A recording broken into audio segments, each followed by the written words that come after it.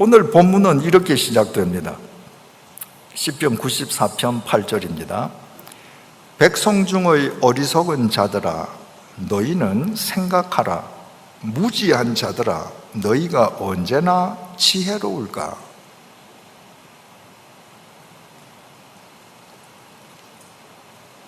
백성들 중에 무지한 사람들이 있는 거예요. 백성들 중에 무지한 사람들아 너희가 언제 지혜로울래? 자, 여기에 무지가 있습니다. 여기 지혜가 있습니다. 무지한 너희들이 언제 지혜로울래? 그 분기점이 뭔가? 너희는 생각하라. 여러분들이 아무리 학력이 깊어도, 여러분이 아무리 지성인이라도 생각하는 그리스도인이 되지 않으면 하나님 앞에서 여러분들은 지혜로운 그리스도인으로 살 수 없습니다. 신앙의 성숙은 생각하는 것으로부터 시작합니다. 너희들 한번 생각해 보아라. 히브리어 동사 be는 그저 건성으로 아니면 스쳐 지나가듯이 한번 생각해 봐. 그게 아닙니다. 너희들 숙고해 봐라. 깊이 생각해 봐라. 사색해 봐라. 여러분, 우리가 말씀을 공부하는 것, 큐티를 하는 것 전부 생각하는 그리스도인으로 살기 위함입니다. 바울이 로마서 8장 18절을 통해서 이렇게 말하지 않았습니까? 생각하건대 현재의 고난은 장차 우리에게 나타날 영광과 비교할 수 없도다. 우리가 잘 아는 구절입니다. 여러분, 이 짧은 한 구절 속에서 여러분들께서는 어떤 단어가 가장 중요하다고 생각하십니까? 저는 생각하곤 됩니다. 내가 지금 현재 고난을 당하고 있습니다. 내가 아파요. 고통스럽습니다. 매일매일 눈 뜨는 것이 두렵습니다. 그러나 이것을 발판으로 내게 다가올 미래의 날들은 오늘 내가 당하는 고통과는 비교할 수 없는 영광의 날들이 될 것이다. 이거 어떻게 알아요? 생각하는 사람만 압니다. 주께서 나를 위해서 십자가에 못 박혀서 제물이 되어 돌아가셨는데 주께서 나를 골리시려고 나를 지금 이 아픔 속에 몰아 넣으셨을까? 주님께서 나를 버리셨기 때문에 내가 지금 이 끝이 보이지 않는 고난의 터널을 통과해야 되는가? 아니다. 그분이 나를 위해서 십자가의 제물이 되기까지 돌아가신 분이시라면 이 과정을 통해서 내게 불필요한 모든 건축을 다 빼어내게 하시고 영적으로 더 강건한 사람이 되게끔 하시기 위해서 지금 나를 빚고 계신다. 생각해보면 답이 나오는 거예요. 여기에서 생각하건대 라는 것도 로기조마이, 그냥 생각이 아닙니다. 이것 역시 숙고하는 겁니다. 사색하는 겁니다. 여러분, 고인이 된 일본의 그 유명한 작가 미우라 야코 여사는 평생 병자로 살지 않았습니까? 젊은 나이에 폐결핵에 걸려서 폐결핵 환자로 살다가 그 폐결핵이 척추 카리에스로 이어져서 7년 동안을 꼼짝 못하고 누워있지 않았습니까? 그리고 척추 카리에스로 일어난 다음에는 죽을 때까지 여러 암에 걸렸습니다. 여러분, 예수 믿고 일평생 병자로 살았으면 짜증스럽지 않겠습니까? 그러나 미우라 야코 여사는 생각하는 크리스찬이었습니다. 그의 병상의 기도가 유명합니다. 병들지 않고는 드릴 수 없는 기도가 따로 있습니다. 병들지 않고는 들을 수 없는 말씀이 따로 있습니다. 병들지 않고는 볼 수 없는 얼굴이 따로 있습니다. 병들지 않고는 나아갈 수 없는 성소가 따로 있습니다. 나는 병들지 않고는 인간이 될 수조차 없었습니다. 그분은 일평생 병자로 살았지만 로기조마이 생각하는 그리스도인이었습니다.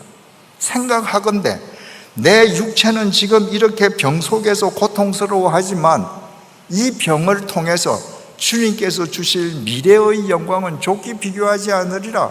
그의 주옥 같은 모든 문학 작품은 모두 병 속에서 나왔습니다.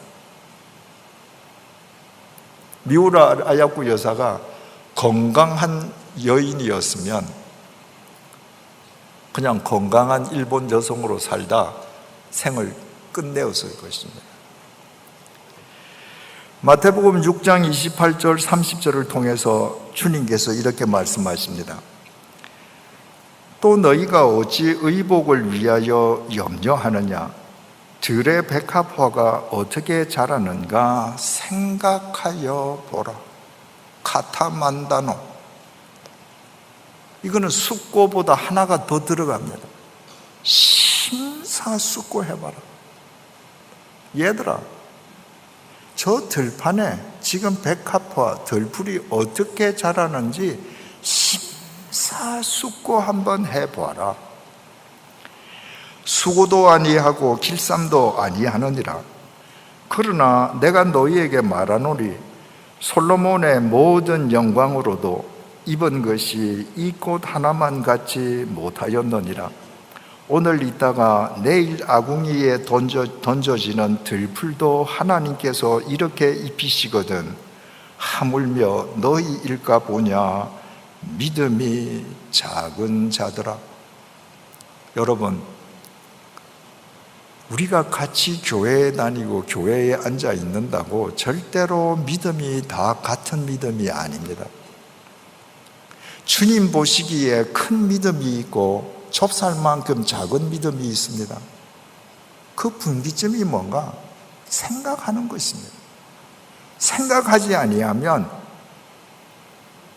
매일매일 뭘 먹을까? 뭘 입을까? 천지를 창조하신 주님, 나를 영원히 구원하시기 위해 십자가의 제물이 되신 주님을 믿는다고 하면서도 이 고기 덩어리를 위해서 염려하고 안달하다가 생이 끝나는 것입니다. 그런 사람들 보고 주님께서 지금 얘기하시는 거예요. 카타만다노, 심사숙고해봐라. 믿음은 생각하는 것입니다. 오늘 이 본문 속에서는 지금 주님께서 뭘 생각하라고 특정해서 말씀하시는가? 본문을 다시 봅니다. 시편 94편 8절에서 9절입니다. 백성 중에 어리석은 자들아 너희는 생각하라. 무지한 자들아 너희가 언제나 지혜로울까? 귀를 지으시니가 듣지 아니하시랴. 눈을 만드시니가 보지 아니하시랴.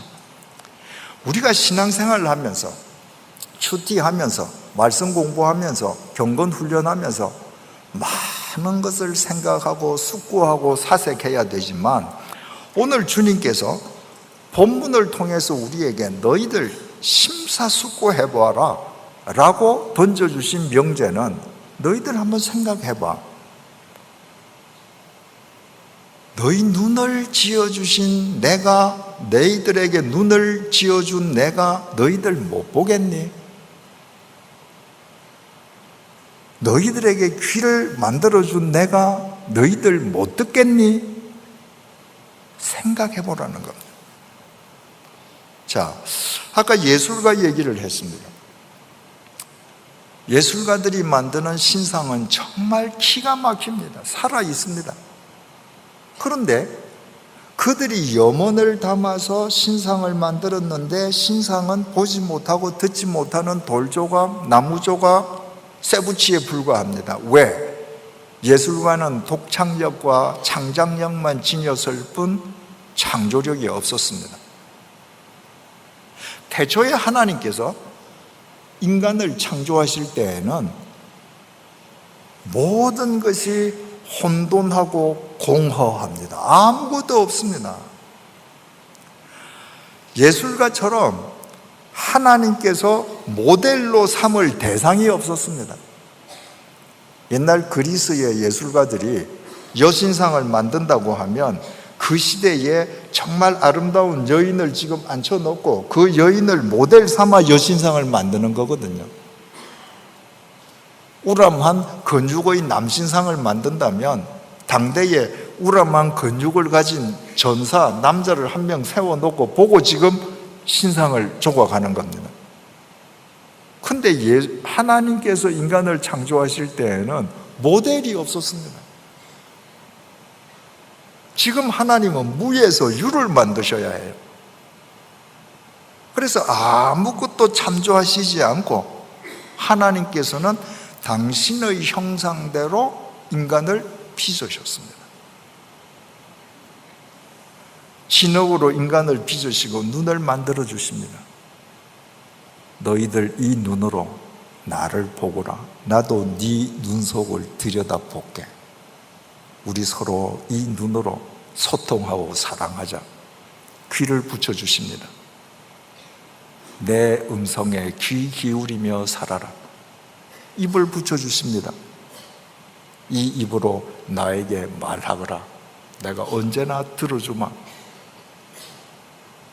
어떻게 하나님께서 인간에게 눈을 붙여주시고 귀를 붙여주시고 입을 붙여주십니까?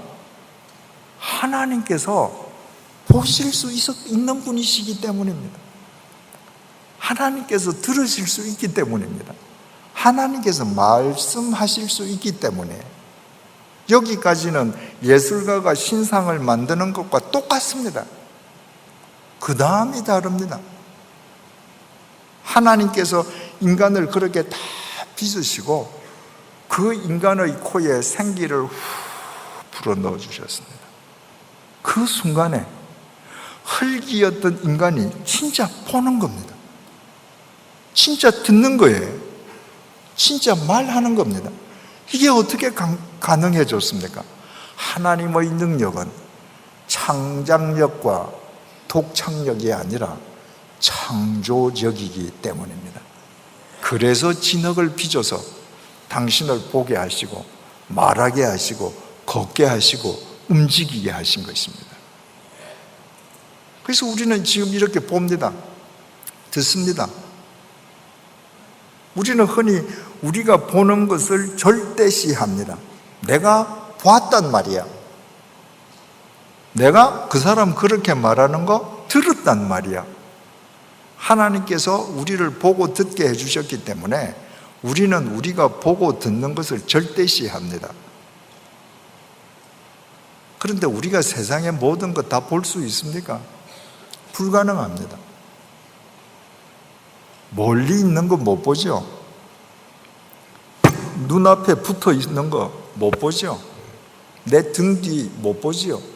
우리가 지금 이 강당 안에 앉아 있으면 강당 밖을 볼 수 없습니다. 심지어 내 몸 속에서 암세포가 나를 죽이고 있는데 저는 못 봅니다.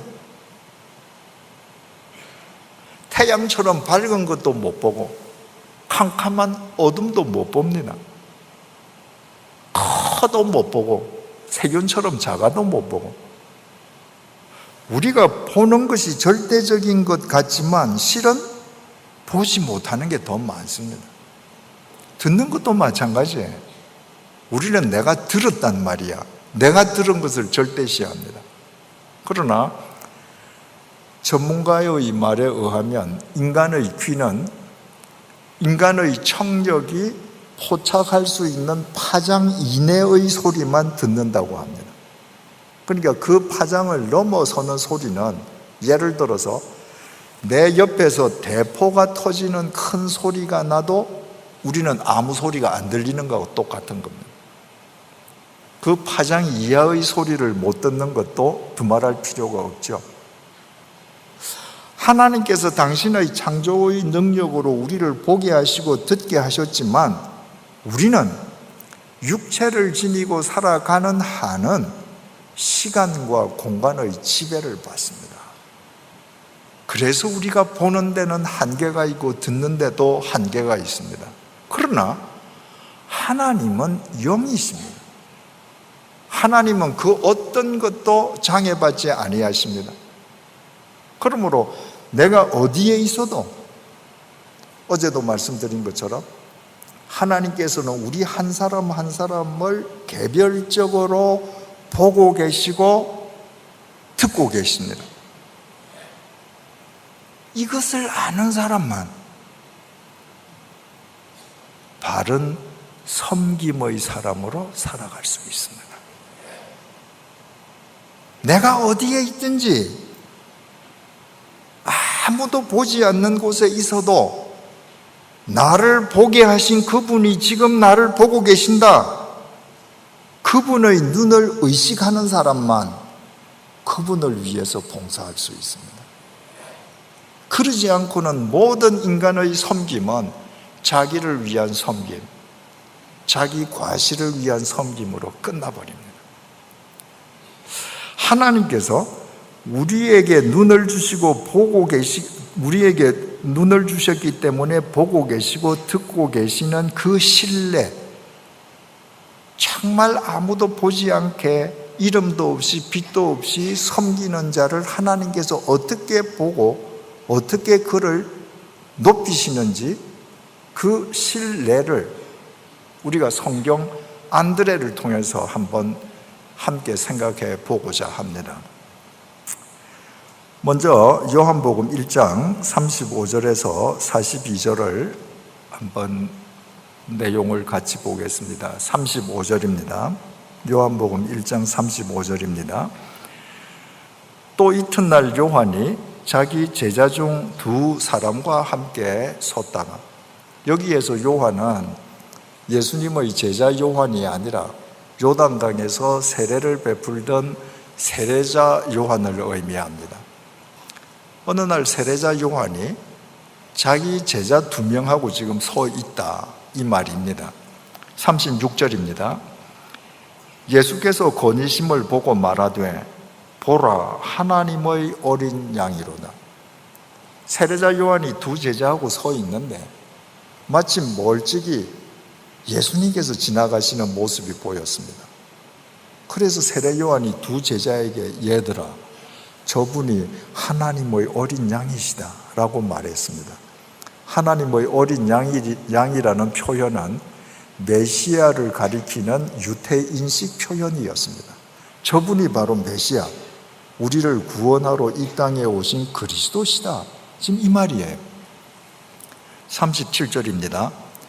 두 제자가 그의 말을 듣고 예수를 따르거늘, 세례자 요한의 두 제자가 스승이 저분이 메시아시다 라는 말을 듣고 두 제자가 그 즉시로 메시아이신 예수님을 따라가기 시작했습니다.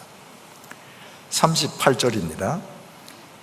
예수께서 돌이켜 그 따르는 것을 보시고 물어 이르시되 무엇을 구하느냐. 예수님께서 한참 가시다가 뒤에서 자기를 따라오는 사람의 인기척을 아셨습니다. 그래서 예수님께서 발걸음을 돌리셨습니다. 그들을 향해서 당신들 무엇을 요구하시오? 이 문맥의 뉘앙스를 보면요, 지금 이 세례자 요한 제자 두 사람은 저분이 그리스도라고 하시니까 지금 메시아, 이 땅에 강림한 하나님의 아들 성자 하나님이라고 지금 따라가는 거 아닙니까? 그런데 그 메시아가 자기네들을 보고 당신들 내게 무엇을 요구하시오? 뉘앙스상 무엇을 요구하든지 내 다 들어줄게, 이런 뉘앙스입니다. 여러분께서 요즘도 재림주는 많은데 정말 예수님께서 재림하셔서 여러분이 정말 재림주를 만났다고 합시다. 그래서 재림주를 따라가시는데 그 재림하신 주님께서 돌아서셔서 여러분들에게 내 형제 자매들에게 뭘 해드릴까요? 물으신다면 여러분들 뭐라고 대답하시겠습니까? 뭐 요구할 거 많겠습니까? 그죠? 주로 내가 평소에 필요로 했던 것들. 그런데 이 세례자 요한의 두 제자가 뭐라고 했느냐 하면 예수께서 돌이켜 그 따르는 것을 보시고 물어 이르시되 무엇을 구하느냐? 이르되 랍비여 어디 계시오니이까 하니 랍비는 번역하면 선생이라. 참 지혜로운 제자들이고요. 우리가 꼭 본받아야 할 제자들입니다. 오늘날 많은 교인들이 사람의 말에 현혹당합니다. 여러분, 아무리 설교를 잘하는 자의 설교라 할지라도 설교는 공기의 진동에 불과합니다. 순식간에 없어집니다. 이 두 제자는 말로 예수님의 메시아 되심을 확인하려 하지 않았습니다. 당신이 정말 메시아입니까? 우리 스승이 당신이 메시아라고 하는데 당신 메시아 맞습니까? 당신 입으로 좀 한번 확인시켜 주세요. 그러지 않았습니다. 이 두 사람은 당신 어디 계십니까? 바꾸어 말하면 당신이 살고 있는 삶의 현장을 좀 우리한테 보여주세요. 이 두 사람은 예수님의 말로 예수님의 메시아 되심을 확인하려 한 것이 아니라 예수님의 삶의 현장을 보고 그분의 사시는 모습을 보고 그분의 행동을 보고 자신들의 두 눈으로 확인하고 그분이 이 땅에 강림하신 메시아라는 것을 확정하기를 원했던 것입니다. 그래서 당신 어디에 사십니까? 우리 따라가서 좀 봐도 됩니까? 39절입니다. 예수께서 이르시되 와서 보라. 예수님 대답이 간단합니다. 근데 아침에 나오면서 내 이불을 안 개켰는데 뭐 집까지 가냐? 우리 여기서 얘기하자. 그게 아닙니다. 예수님 어떤 토도 달지 아니하시고 너희들이 내가 사는 삶의 현장을 보고 내가 메시아인 거 확인하고 싶으니 와서 보아라.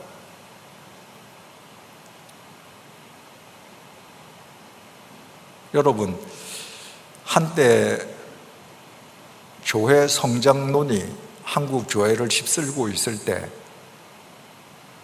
한국 교회에서 와보라, 옛날 성경은 이 번역이 와보라라고 되어 있었죠. 와보라가 한국 교회의 단골 표어였습니다. 전도 표어죠. 그때의 와보라는 예배당에 국한되어 있습니다. 우리 교회 한번 가보자. 우리 목사님 설교 한번 들어보자. 우리 교회 성가대 찬양 한번 들어봐라. 우리 교회 성경 공부에 한번 참석해 보아라. 예배당에 와서 보라는 거예요. 예수님께서는 랍비여, 당신이 정말 메시아시라면 당신의 삶의 터전을 우리가 볼 수 있습니까? 그럴 때 예수님께서 그래 가자, 예루살렘 성전에 가자. 그들을 예루살렘 성전에 데려가시지 않았습니다.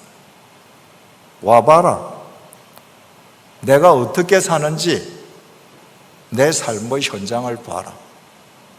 내 삶의 현장을 보고 내가 메시아라는 거 너희들 눈으로 확인해라. 우리는 오늘날 와보아라의 대상을 예배당이 아니라 우리 삶의 현장, 일터로 확장시켜야 합니다.